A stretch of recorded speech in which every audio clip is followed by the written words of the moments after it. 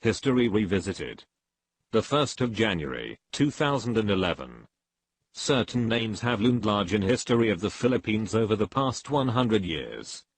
Without being unjust to those who made a meaningful contribution to the independence and autonomy of the Philippines, it can be fairly claimed that the names which have attracted the most public attention are those of Jose Rizal, Ferdinand Marcos, Tomoyuki Yamashita, and perhaps Don Esteban Benitez Tolano.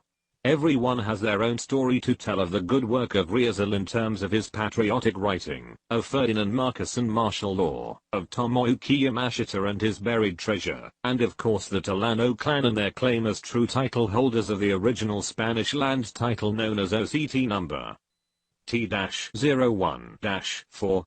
The writer of this article holds that those 4 names are universal conversation pieces in the Philippines, and few evenings pass that one or another is not mentioned in conversation with friends and associates. One would imagine that with such names being universal conversation pieces, that nothing in their life has been spared intense scrutiny, and that there is nothing yet to be revealed about their respective lives. If there is nothing yet to be revealed about their lives, then please explain, among other mysteries, A. where one would find the Rizal, and B. why are there no Japanese visitors to the shrine for Tomoyuki Yamashita? In following pages we try to revisit published history, with a view to bringing a clear understanding of the role that each played in the mysterious forces which acted to promote the Philippines we know today. Of course we shall need a starting point, and because it bears relevance to what we investigate, we choose as our starting point the birth of Queen Victoria of England, on the 24th of May, 1819. Now the published story of Queen Victoria's birth at Kensington Palace was not entirely accurate, even though she did reach Kensington Palace on the same day as her birth. In fact, she arrived in this life somewhat earlier than expected, while her mother, Princess Victoria of Saxe-Coburg-Saalfeld, was aboard a Dutch ship in the English Channel, near Dover, as she sped to meet up with her husband at Kensington Palace for the expected birth. That variation between published fact and reality was simply to preserve the concept of born on English soil on behalf of a woman destined to become the future Queen of England. Again, what is not published, but is widely known within the establishment of England, is that Queen Victoria was one of twins, and had a brother. That boy was, in all probability, autistic, a condition little understood at the material time, and the courtiers decided that he was unsuitable to be raised in precincts of the court, and while every facility possible was placed at his disposal, he was kept separated from the court, and educated privately. Badge of the North Borneo Company. Note the Lion of Scotland and the name MacLeod. In his late 20s, the young man, brother of the Queen, moved to Borneo, then known as the Dutch East Indies, and became entranced with the life, adventure, and business opportunity offered by that country. In conjunction with Baron von Overbeck, he formed and became chairman of the North Borneo Company, which engaged in exploitation of the natural resources of that country. His name? He was known as Prince Julian MacLeod Tolano. Being of princely bearing, well-educated and clearly wealthy, he was introduced to a number of eligible women, and eventually became enamored of, and married, the Princess Tahuta. Mark now that North Borneo was Muslim territory, and in taking his Muslim wife, Prince Julian MacLeod Tolano converted to the Islamic faith, thus fusing the religious affiliations of both his motherland and Borneo, as he was a prince of the royal blood. Likewise, that marriage interwove the fortunes of the 2 distinct clans of differing faiths. Tolano as a Muslim, acquired 7 wives, but still maintained the libertine pursuits of his early life. His pursuit of another princess, and their liaison, beyond marriage, produced a male child. With connivance of the Catholic Church, a means was found to provide for welfare of the child. Today one hears many stories of the orphan found in a basket outside the home of the Mercado family in Calamba, Laguna Province, about 50 kilometers south of Manila. The boy was raised by the Mercado family, and given the name Jose Protasio Mercado. The child grew, and proved to be extremely intelligent. He was incredibly active, and wanted to be the best at all he undertook. He referred to himself as Rex, Al, the king of all, which name soon became adapted to Rezel, and so we have Jose Protasio Rezel. The child had been well provided for in terms of money, and while it was unusual for the times, he went to Madrid to study, since he was proficient in the Spanish language. Spain caused him to reflect on the number of blind persons in the population, and he determined to become a doctor with specialty in the eyes. He chose to study under a particular professor, and went to Paris, to join the classes of that professor, but found that the professor had moved to a university in Heidelberg, Germany. He followed to Germany, mastered the German language, and eventually took his medical degree in 1886. As a doctor, he now sought patients. There was resistance to eye surgery, because few chose to allow anyone to operate on their eyes, but one young student at Heidelberg University was desperate to have her eyes corrected, and so that student, Josefine von Bracken, became the first patient of Jose Rizal. The operation was a success, and Josephine Bracken very quickly introduced her uncle, the King of Prussia, Wilhelm I, favorite grandson of Queen Victoria, then German Emperor, at Potsdam, near Berlin, who had similar eye problems. Again the operation was a success, and the fame of Jose Rizal as an ophthalmologist was assured. The Emperor of Germany, grateful for the work of Rizal, dedicated the ancient tea house in his honor, which tea house is now a popular tourist attraction in the castle of Sanssouci. The emperor further recommended Rizal to his relative, the Emperor of Austria. Rizal arrived in Austria in 1887, and was introduced to a Jesuit priest, Father Ferdinand Blumentritt, who had recently arrived from the Philippines, where he conducted a Jesuit school on the island of Cebu. Since it was considered that the emperor may take some time to consent to the intended operation, Father Blumentritt invited Rizal to stay in his apartment. In a near apartment was a young lady, Clara Polzl, who was a staff member of the emperor's household. A liaison between Jose Rizal and Clara Polzl, who was the wife of Alois Schicklgruber, produced a male child, later named Adolf. The husband, Alois Schicklgruber, suspected that another man was responsible for the pregnancy of his wife, and he severely mistreated the child. Blumentritt decided that to avoid further mistreatment of the child, he should take the boy to Cebu, and the mother readily agreed, because she knew that Rizal would be there. And so Adolf Schicklgruber, as the boy had been named, came to the island of Cebu in the Philippines, where he was raised and educated. Yes, it is the same Adolf Schicklgruber who achieved infamy as Adolf Hitler. Adolf Hitler was the son of Jose Rizal, via Clara Polzl. If you ever have the opportunity to visit the library at Malacanang, note as you enter the huge portrait of Jose Rizal.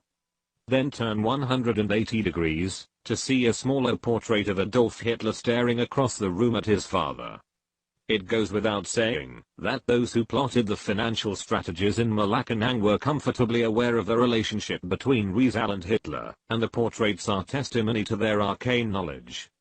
With his fame spreading, Rizal went to Japan to perform an operation on the eyes of the emperor, and once again, a dalliance with a Japanese noblewoman, the Princess Kiko, produced a male child. The Tenno himself wrote to Rizal, and warranted that he would educate the boy in the very best schools, and so the second son of Jose Rizal would attend the finest colleges in England, and ultimately become the highest-ranking general in the Imperial Japanese Army, General Tomoyuki Yamashita. Meanwhile, the first son of Rizal was at the Jesuit school in Cebu, and saw his father only at those fleeting times that he was able to make a visit. It is considered that the reported situation of Rizal's exile in Dapitan, being sentenced to death and executed by firing squad in Bayambayan, now Rizal Park, Manila, is indeed extraordinary, highly improbable, questionable, and in view of the value of his surgical prowess, beyond reason. How could a man, known as an idol and hero to Filipinos, friend of kings and emperors, highly intelligent and speaking 12 languages, be ordered killed by the much-hated friars, and shot by 21 Guardia Civil, his countrymen, in Manila in 1896? If we look back 100 years to that incident, we should also look to the famous Battle of Manila Bay, beautifully painted, and depicted in many written words and monuments, but which never took place. the Spanish ships had surrendered before the cannons of the American ships were unleashed to fire in the air. It is reported that one American died in his cabin of a heart attack. In that context, we pose again a question mentioned in opening paragraphs of this essay. Please point out the location of the grave of José Rizal. History records that the Americans who won the war paid US $20 million to the Spanish losers of the war. Quite apart from being a lot of money at the time, it would have to be the first and only time in history that the winners paid a bounty to the losers of the war. To set the record straight, the Americans are claimed to have paid the sum of US $20 million to the Spanish, but it can be shown that the sum of $20 million was subscribed by the Magnificent Seven through a mortgage loan from Banco Español Filipino in Binondo. Observe notation 072S-2-6, 1898 on the OCT number T-01-4, which reads, quote, secured by this title OCT number T-01-4 Hacienda Mabiga embracing the province of Pampanga, Quiliot, the whole of Bamban and Capaz, Tulac has mortgaged to the Banco Español Filipino the sum of US $20 million to undertake the payment of succession treaty between Spain and America for the ceding of the archipelago by the Spanish government to the American government, be eventually reverted to the real landowner, Don Esteban Benitez Tolano. Date of inscription, February 7, 1898. Signed firm in Jordines y Alvarez AD, Interim Governor General Royal Crown of Spain. End quote. That loan by Banco Español Filipino was repaid within 1 year, and a further annotation to the OCT number T-01-4 demonstrated the means by which the money was assembled. Quote, entry number EDC 073S-2-6, 1898, real estate mortgage amounting to US $20 million secured by this land title T-01-04. Embracing the area of Hacienda Mabiga, Pampanga, Quiliot and Capaz, Tulac to Banco Español Filipino has been cancelled, and this released forever of real estate mortgage has been executed by the bank in favor of the owner with the full payment of said principal loan and an interest of US $2,200,000, the payment of which has broken as follows. General Miguel Malva correspondingly acquired the area of Tanoan, Batangas and had paid the amount of US $3,300,000. Don Servilano Aquino acquired the whole area of Bamban and Capaz, Tulac, and correspondingly paid US $3,300,000. General Antonio Luna acquired the whole San Miguel, Tulac and La Paz, Tulac and he paid US $2 million. The land was given as a gift to his girlfriend Miss Luisita Cojuanco. Don Mariano Teag acquired the area of Quiliot and Mabiga, 1,500 hectares Pampanga, and paid US $3,300,000. Don Francisco Macabulas acquired the area of Santa Ignacia, Tulac and paid US $2,400,000. Don Juan Ejército acquired absolutely the San Juan del Monte Hacienda embracing up to Sitio Mandaluyong consisting an area of 3,154 hectares, and had correspondingly paid US $3,300,000, and Don Esteban Benitez Tolano Tajian maintained his rights, being the owner over the unacquired estate, and had paid the balance of $6,600,000 US dollars. Date of inscription February 7, 1898. Signed Benito Ligada, ad interim land registrar. End quote. In short, historical records demonstrate conclusively that succession from the Spanish was purchased by Don Esteban Benitez Tolano, Taguin, and clearly that arrangement had been reached several months prior to the 1st of May, 1898 purported date for the Battle of Manila Bay. The only conclusion that can be reached in the light of such evidence is that any Battle of Manila Bay was a staged performance as opposed to an act of war or aggression. In that same context, we can conclude that the purported execution of Rizal was an equivalent pantomime, and history would repeat itself 48 years later, with the purported execution at Los Baños, Laguna, of General Tomoyuki Yamashita. No Japanese national will ever accept that General Yamashita surrendered to the Americans. a Japanese general of the highest order, and with connection to the royal household, will never surrender. Such a general is bound by the code of honor of his calling, and must commit harakiri, the ritual suicide signifying failure. Thus, whoever is buried at Muntinlupa, south of Manila, that body is not the body of General Yamashita.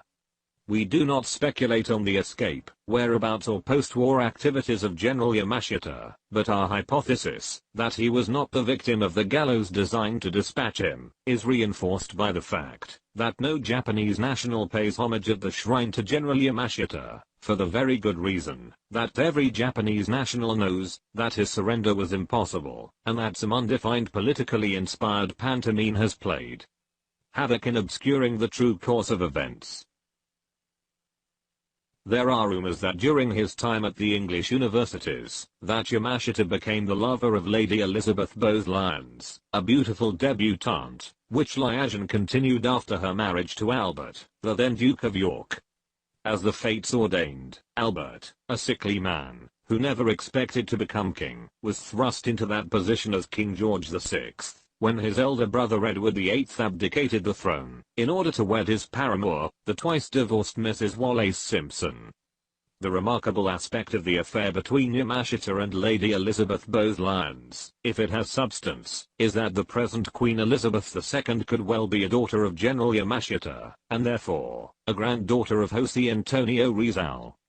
So let us now summarize what we have constructed from a more pragmatic view of the stated history of the Philippines, at least in terms of reviewing impact on what has been referred to as the hidden wealth of Marcos. Prince Julian MacLeod Tolano, brother of Queen Victoria, is the father of the man later known as Jose Rizal. Jose Rizal is the father of two further important figures in world history, with those figures being the German Führer Adolf Hitler, and the Japanese General Tomoyuki Yamashita. The death of Rizal, by firing squad, is disclosed as a well-orchestrated pantomime, equally as the Battle of Manila, and post that pseudo-firing squad event, Jose Rizal became the Reverend Father Jose Antonio Diaz. As the son of Prince Julian MacLeod Tolano, Rizal now is Reverend Father. Jose Antonio Diaz was entrusted with the relocation and management of the massive wealth of the Tolano clan, and perhaps the fused assets of his British relatives. Thus the movement of 600,000 metric tons of gold from the Vatican to Manila, to facilitate establishment of the first central bank of the Philippines. Recall that the Tolano clan were the principal landowners of the Philippines, as evidenced by the original land title OCT number T01-4. The Reverend Father Jose Antonio Diaz recognized the brilliance of Ferdinand Marcos, and appointed him as counsel to all activities of Diaz relative to storage, safekeeping and employment of the wealth of his father's clan, that of the clan Tolano. It is well known that Hitler had sent his treasure ships of looted gold and valuables to Egypt for safe storage, but when Field Marshal Montgomery defeated Field Marshal Erwin von Rommel in the North Africa campaign, he had no option other than to redirect those ships toward Japan, his last remaining ally. Fate again intervened, when the United States dropped atomic bombs on the cities of Hiroshima and Nagasaki, thus hastening the Japanese surrender, and causing Hitler to redirect his treasure ships to the Philippines. With the end of World War II, and recognition that the Japanese under Prince Chichibu had stored massive looted wealth in the Philippines, Rizal, in his role as Reverend Father Jose Antonio Diaz, had little difficulty in identifying valuable burial sites, as he could elicit information directly from his son, General Tomoyuki Yamashita. Equally, he would have sound information from his firstborn son, Adolf Hitler, as to location of the Nazi loot. Hitler did not commit suicide in the Berlin bunker as popularly accepted, but left Tempelhof Airport in Berlin via 109 Messerschmitt, and flown to neutral Spain, where he came under protection of General Franco. Later, he returned to the Cebu of his youth, and ended his life in the Philippines. Thus, the recovery from several sites which yielded massive quantities of gold bullion, precious stones and other valuables, The recovered valuables were of course under embargo due to the statute of limitations, but Marcus, with presidential powers and authorities, was able to influence world banks and significant authorities to aid and abet him in placing those assets, so that the inherent value was preserved in favor of those agreed by Marcus and Gaius to be the ultimate beneficiaries. Does all of the above sound a little too far-fetched to attract ready acceptance as probable? Does it defy acceptance? Then let us examine a few aspects and compare those aspects with the historical record. If there was no subterfuge in the Battle of Manila Bay, then why was the considerable sum of US $20 million paid by the victor to the loser of that supposed war? While the Americans took credit in the Treaty of Paris for settling the sum of US $20 million in favor of the Spanish, we have demonstrated via notations on land deeds that the money was actually paid by Philippine landowners. Let us now look to a document of the Philippine Courts, where we refer to the Pasay City decision with compromise agreement, dated the 4th of February, 1972. There is mention, at page 20, of the last surviving son of Prince Julian Macleod Tolano in the person of Jose Antonio Diaz. That name Jose Antonio Diaz is again quoted at the bottom of page 18, quote. 3. That the gold bullion lent by the royal family to the Republic of the Philippines, consisting of 650,000 metric tons now, through Reverend Father Jose Antonio Diaz by arrangement of the brilliant lawyer attorney Ferdinand E. Marcos in the year 1949, for the establishment of the required gold reserves of the newly installed Central Bank of the Philippines, should be maintained in the central bank vaults toward maintenance of the country's gold reserves, and the same shall be withdrawable 50 years thereafter, with 5 years moratorium. Further at page 21. That the said 640,000 metric tons of gold nuggets transported by then surviving son of Prince Julian Macleod Tolano from the Vatican after the World War, in the person of Reverend Father Jose Antonio Diaz, trustee of the royal family, and client of then attorney Ferdinand E. Marcos, deserves a just compensation for no less than 30% of the total value of the said 640,000 metric tons. End quote. The above LRC Civil Case 3957R is final and executory, the law of the land, and unfortunately, under temporary injunction following an urgent motion for annulment of judgment filed by the former Solicitor General Simeon Marcelo, in July 2002, at instruction of President Gloria Macapagal Arroyo. Case CAGRSP number 70014, based on alleged nullity of proceedings. Could it be that the intention of the oligarchs is permanent injunction, so that the gold can either be stolen, or diverted to a purpose never intended by those who provided the means for the Philippines to establish its own central bank? Certainly there is no apparent justice for the true owners of the gold, and one might well ask, why does the administration wait 30 years to bring a case for nullity of proceedings, when the matter was resolved by the courts, and made final and executory on the 4th of February, 1972? Repeating, why would an administration wait 30 years to challenge a matter which was judicially determined and enforceable at law? Has corruption so permanently entered the mainstream of government that they seek to change history to cover both misfeasance and malfeasance during their tenure? Only time will tell, but it is clear that the court has not been expedient in dealing with the case filed in July 2002, and so it could be a strategy to allow the matter to lay undecided for an indefinite period, and perhaps beyond the lifespan of legitimate claimants. The unanswered question is why. One is reminded of the American humorist Mark Twain, who in 1866 said, "No man's life, liberty, or property is safe while the legislature is in session." Or perhaps even of Pericles, who, in 430 BC said, "Just because you do not take an interest in politics, doesn't mean politics won't take an interest in you." So, now that we have made a brief journey through historical events which shaped the nation known as the Republic of the Philippines, we can reflect on what we have learned, and endeavor to speculate as to what motivated President Marcos and Reverend Father Jose Antonio Diaz to join forces in accumulating and placing massive wealth. The writer believes it is fair to state that President Marcos had a consuming passion to make the Philippines the most stable and progressive state in the Asian community. As a lawyer, senator and later president, it can be accepted that he was perfectly familiar with the land title claim of the Tolano clan, and equally well aware of the massive gold deposit made by that clan to establish the first central bank of the Philippines. His initial meeting with Reverend Father Jose Antonio Diaz must have been a revelation, because his legal brain would rapidly recognize that he was in presence of a man who represented wealth, royalty, power, and influence, and just as quickly, he recognized the outgrowth of that relationship in terms of his longer-term vision for the Philippines. It is no secret that President Marcos and Reverend Father Jose Antonio Diaz enjoyed a harmonious relationship lasting many years, and that they actively cooperated in multiple financial adventures designed to achieve each of their individual objectives. Reverend Father Jose Antonio Diaz enjoyed a unique distinction in terms of the purposes of Marcos in placing and securing valuable assets, in that he was a persona reclusi, a parson, where the assets at his disposal were nominally those of the church, and thus Diaz held patrimony of those assets in his own name, essentially as a corporation sole.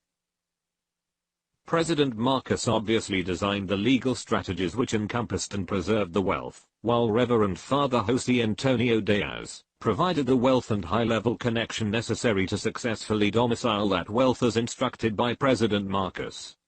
In one unique area, Reverend Father Jose Antonio Diaz could identify wealth concealed by the Japanese and German forces, and the legal strategies of President Marcos could provide the domicile and protection for that recovered wealth. And so such recoveries became the centerpiece of their financial engagements.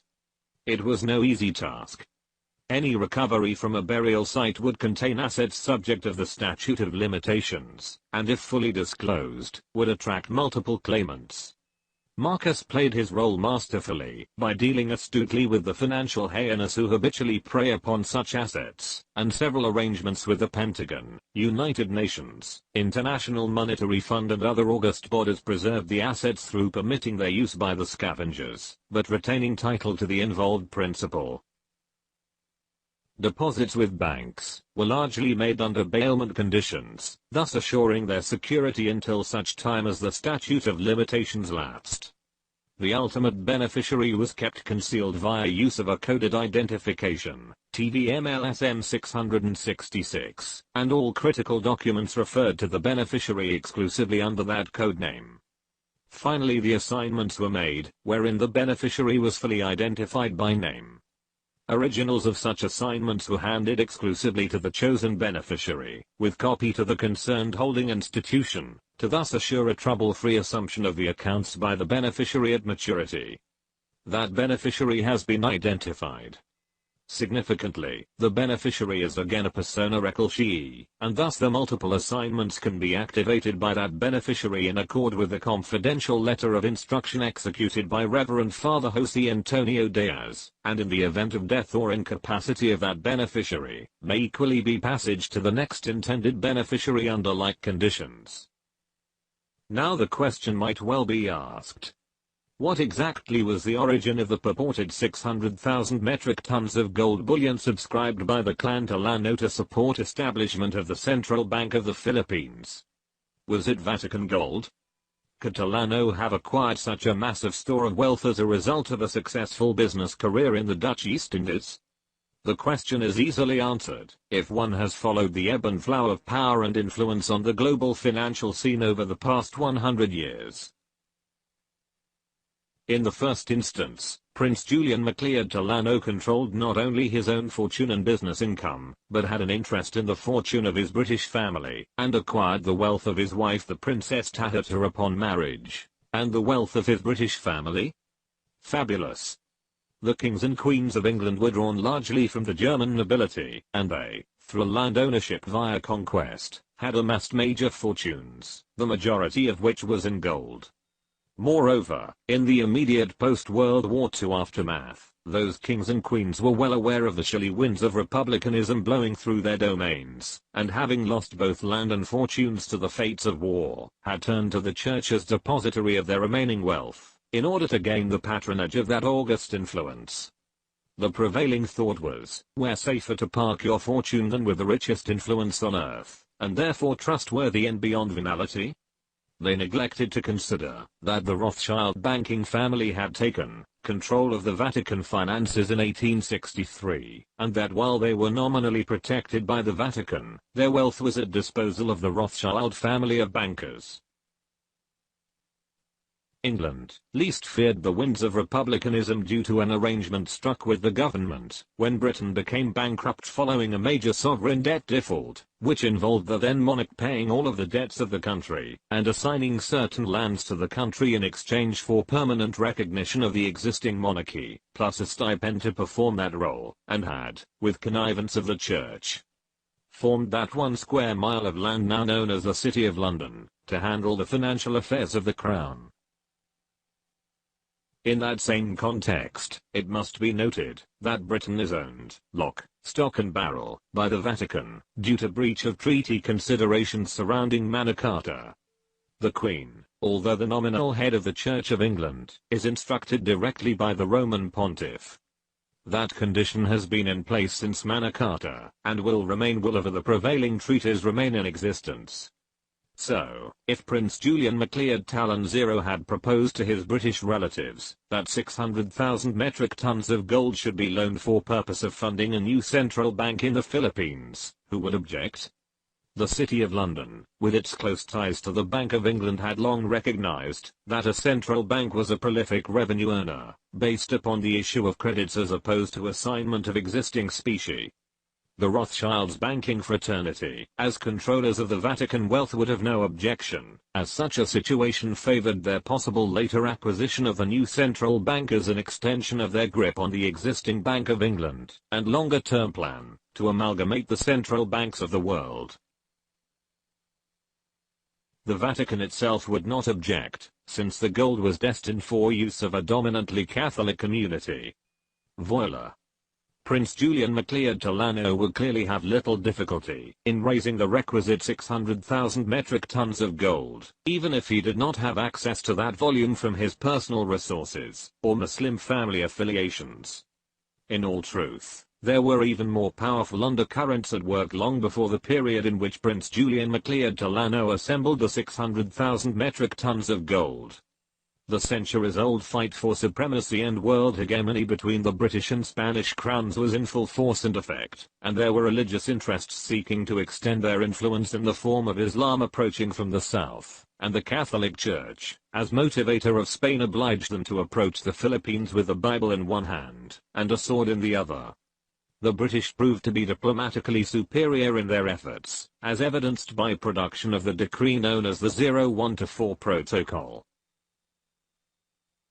In 1764, the Royal Crown of England, Great Britain, decided case number 571 in the Escribania de Cabaldo, and ordered the creation of the Hacienda of the Philippine Islands pursuant to the decree of 01-4 Protocol, by virtue of the supreme order of the Royal Crown of England embracing 4 major islands consisting of 169,972,500 hectares of plains, mountains, forests, and seas, specifically the island of Luzon, 31,804,624 hectares, the islands of Palawan 3,652,875 hectares, Visayan Islands 45,996,215 hectares, and Mindanao, with 83,518,786 hectares more or less.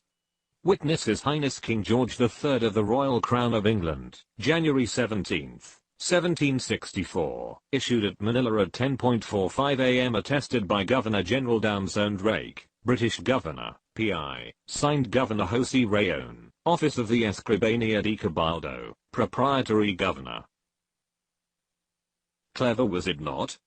The landmass became the property of the Talano clan, and when the Treaty of Paris was executed in 1898, the victor was obliged to recognize the Talano clan as true title holders to the land mass of the Philippines.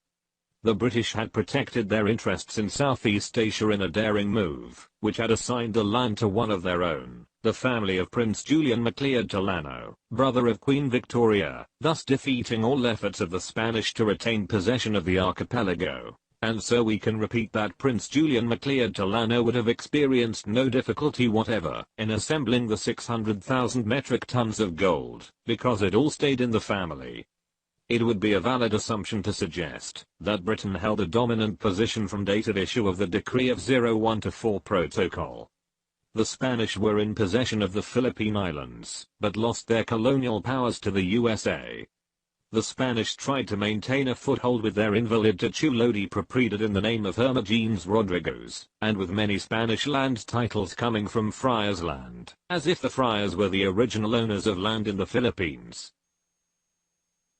The Friars were not, and never were, original landowners. The owners of the land are indisputably the royal family of the Philippines, the Tolano-Taguian clan, originally in the name of Prince Lacan Acuna Tolano-Taguian. In order to appreciate the intrinsic value of gold at the time of deposit to Central Bank of the Philippines, it must be recalled that gold was then regularly traded at between $27 and $30 per troy ounce, and not the $1,000 plus figure we note today. Even allowing a then price of $1 million per metric ton, the value of the deposit at date of completion would have been in the order of USD 600 billion. Today, of course, that value is in excess of $30 trillion, but the loan was a bailment which established the creditworthiness of the new central bank, and so the appreciated value is of no concern, because the contract calls simply for return of the original deposit as gold, plus agreed interest. The key question is, will it ever happen? Note the words of Albert Einstein, the world is a dangerous place to live, not because of the people who are evil, but because of the people who don't do anything about it.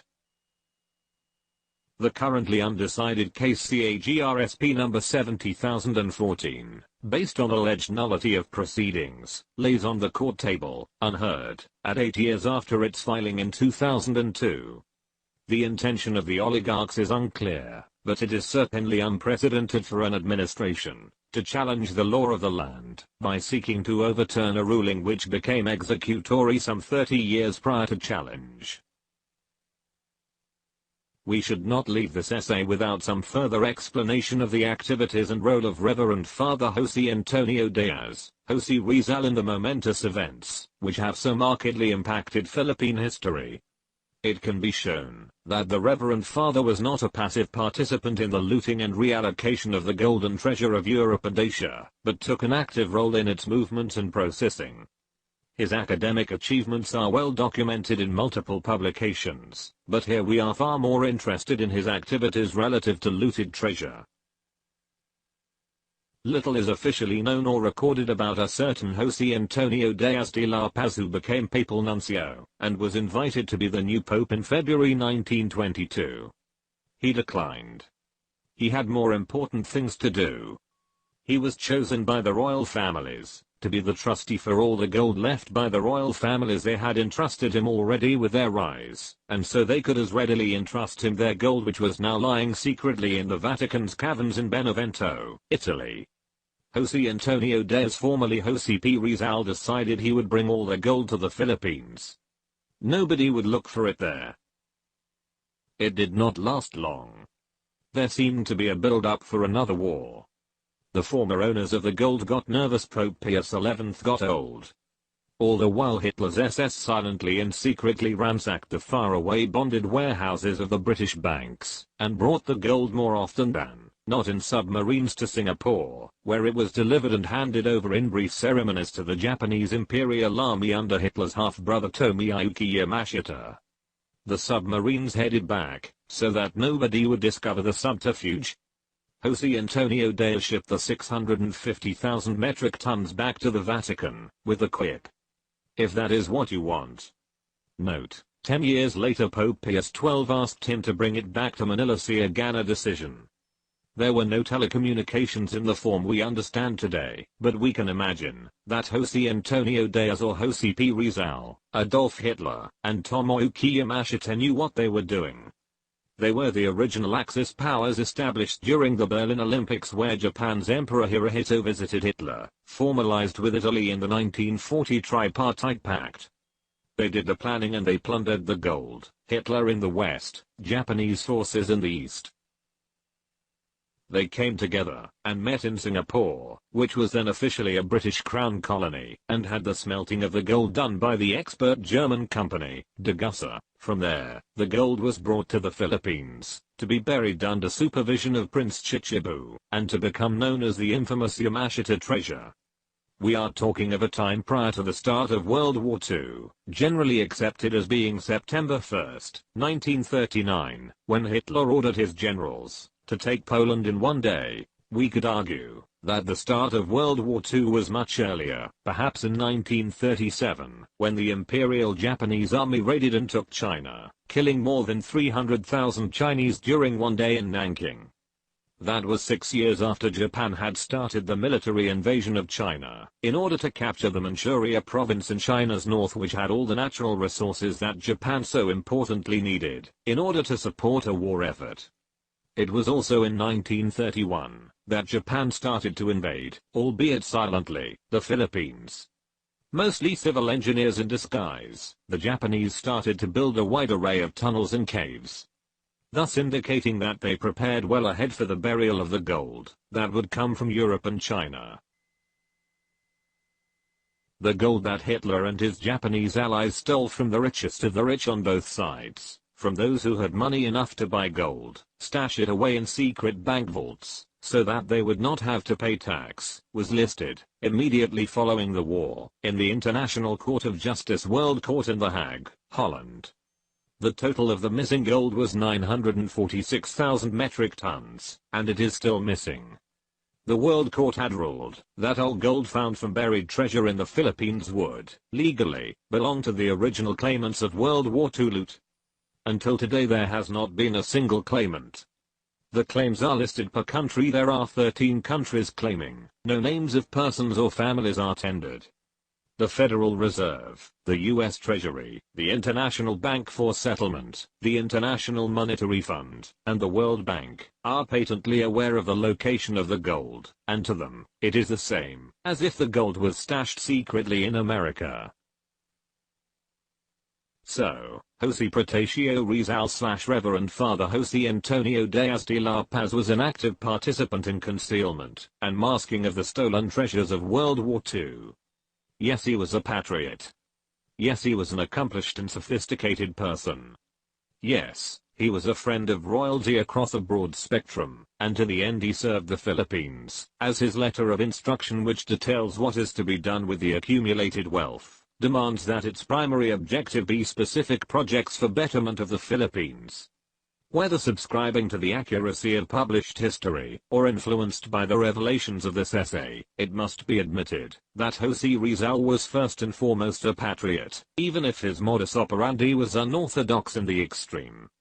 Perhaps we should silently hope that his vision is realized, along with that of President Marcos, his accomplice in the world's most incredible seizure and conversion of stolen wealth. The Philippines cries out for administrative reform. It has a poverty index equivalent to sub-Saharan Africa, and land reform, which should be a keystone in correcting that situation, is totally ignored by all administrations. Hernando de Soto, in his masterpiece The Mystery of Capital, provided a profound study of the land laws of the Philippines, and demonstrated conclusively that land reform was the key element in the elimination of poverty and awakening of the entrepreneurial spirit that is the backbone of every great nation.